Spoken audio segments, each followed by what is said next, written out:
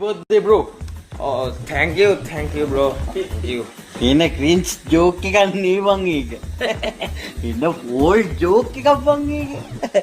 New year බව දැන බොරුවට හැපි බර්ත්ඩේ කියනවා. ජෝක් එකක්ද මම කරේ? ඈ?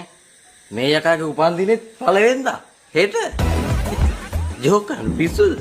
ජෝක් කරනම ජෝක් වලට අධිපති ගෝඩ්ද? අනික මම ජෝක් කරාම කියමුකෝ.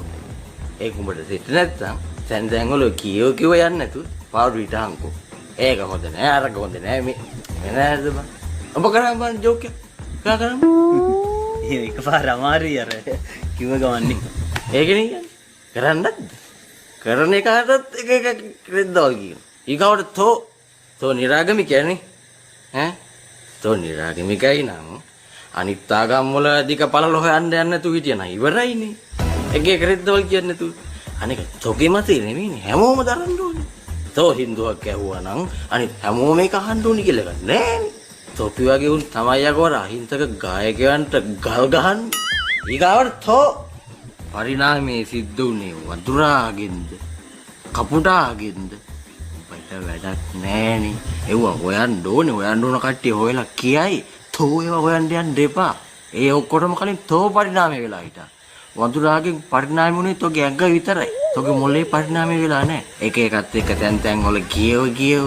ඕකට රණ්ඩු කරන්න යන්න එපා. ඔය වගේ ඔය පජාත ප්‍රශ්න තියෙන්නේ ලංකාවේ විතරයි බං.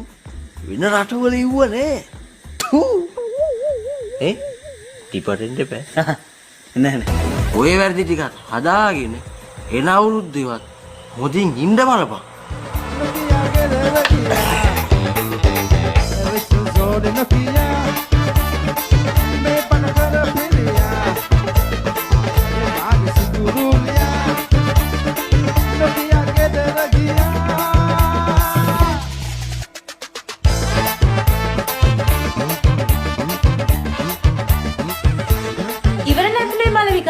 දැන් කීයෙන් ගන්නද? මට නිදා ගන්නත් නෑ, අහල පහල මිනිස්සුන්ට නිදා ගන්නත් නෑ.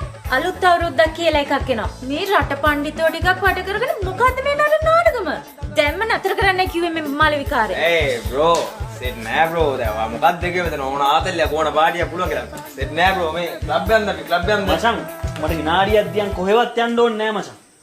මේක මගේ ගෙදර මචං. හරි? මට විනාඩියක් දියන්. දැන් මොකද්ද ඔබ කියන්නේ? මේක නතර කරන්න කියලා තමයි කියන්නේ. නවත්තන්න ඔක්කොම කරන්නේ මේ නවත්තන්න. විටමින් C ඉස්සර මට එහෙම කතා කරන්න. ඔබෙන්ට කොතන ගයියා? අන්නේ